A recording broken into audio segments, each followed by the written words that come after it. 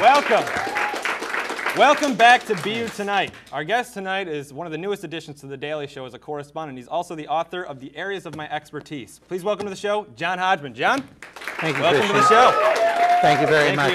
Thank you for taking the time to come. And I would like to say I know that you are the first guest on The Daily Show to become a correspondent, who just went from guest to correspondent. I'd also like to congratulate you on being the first real author on our show.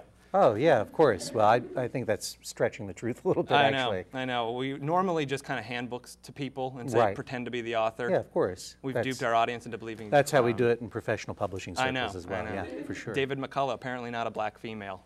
So who knew? Strangely enough, if you meet him, you'd be surprised. You've written an almanac of sorts. Yeah. It's called The Area of My Expertise, and you consider yourself an expert of sorts, and I would like to become an expert, and I'm wondering, what do I need to do to become an expert?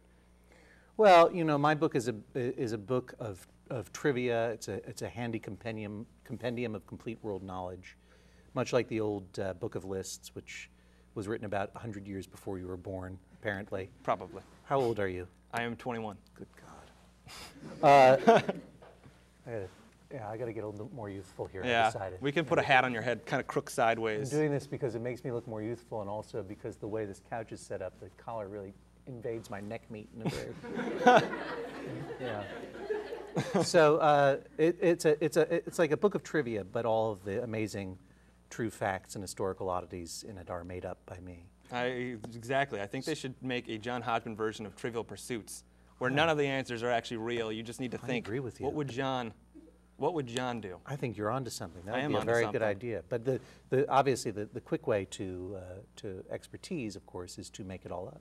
Exactly. Yeah. Just speak authoritatively, an authoritative tone. If you move your fist like this, people believe you. That's all you need to do. If you do book readings, slam your fist every so often. Yeah, that's how to be a statesman as well. That's what I do in my apartment when I read to my mirror.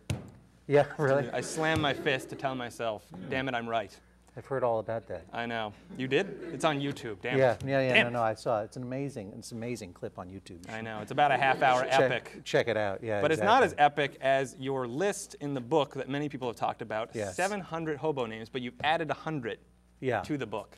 Well, in the hardcover edition of the book, which came out last year, I decided that there's a portion of the book on hobos, so I decided to include a number of common hobo nicknames that hobos had during the Great Depression. You know, all hobos had nicknames, whether they said where they were from, like Tennessee Slim or Taxachusetts Glenn or something like that. You know? Or it would sort of describe their skills, like Fry Pan Jack. Exactly. Good with a fry pan, for example. Or their particular state of drunken derangement, like Charlie the Yegg. Yeah. No one knows what that was all about. So I decided to give a certain number of hobo nicknames in the hardcover edition of the book, and that number was 700, and that just went on and on forever. Yeah.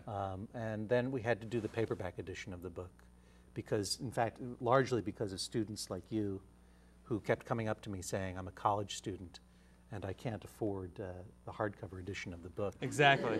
No, it's true. I get lots of emails, lots of comments saying, I can't afford to spend $22 on a product when I distinctly remember being in college and spending $22 for a lot of things that I would then drink. I know. You know, and that was in the 1800s when $22 was real money. But apparently, you're much more frugal today. So we had to come out with a flexible paper-bound edition of the book, which would cost less, to prevent you people from going to the library and reading it for free. And we decided to make it a flexible paper-bound edition. This way, it rolls up very easily into a hash pipe. So I think the students will enjoy that as well. See, that's on the back cover. 15 things you can do with this book other than read it. Not a very comfortable couch, you know. No, it's not. I sleep on it, so I definitely know that it's not comfortable. Yeah. That would be my first lesson in the television game. That's why my hobo name is Sleep on Couch Lynch. I'm going to get up here like this. Or Failure of Host Lynch. There we go. It's exactly.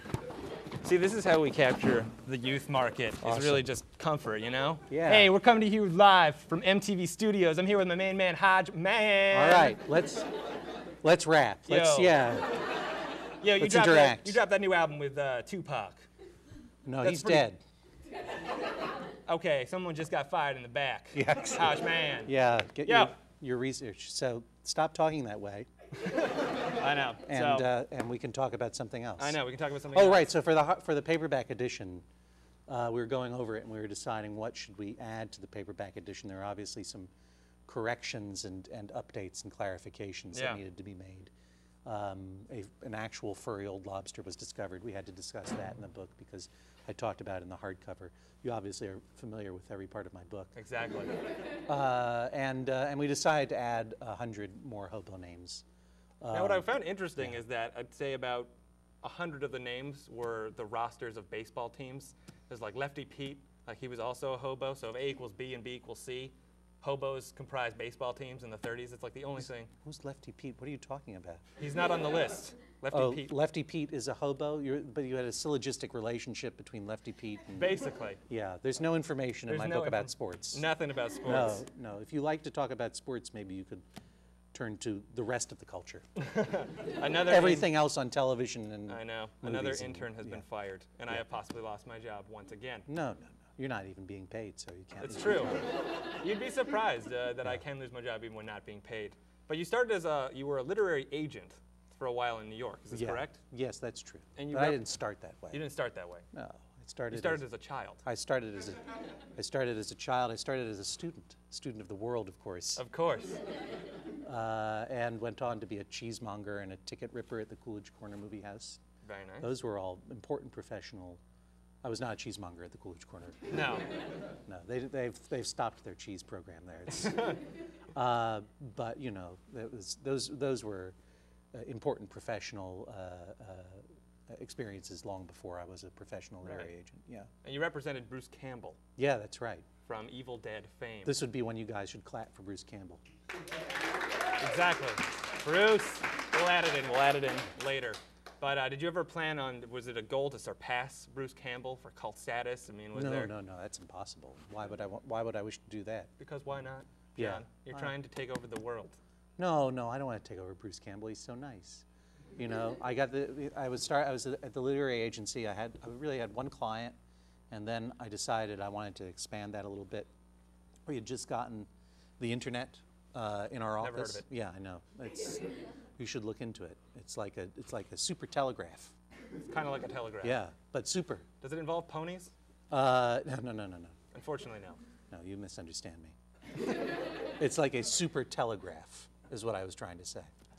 And Bruce had a telegraph site on the interweb, and you know, it was one of those moments in 1997 when you all were toddlers or whatever, and you know, like the internet had just arrived in our office, the World Wide Web specifically, and it was this moment of like, just everyone I knew was just typing in everything they ever cared about, that they thought they were the only people who liked it, and discovering, you know, that you know, there are thousands of people who are into Star Blazers and I don't know, hitting monkeys or whatever. You know?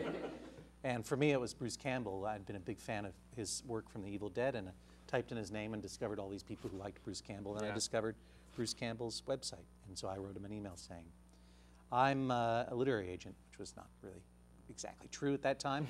Have you ever thought about writing a book? And he wrote back the next day. So you know. You actually convinced him to write his book. Yeah, in a way, I suppose. In a way. Yeah. Basically, wrote it for him, is what you're trying to say. That's what I'm.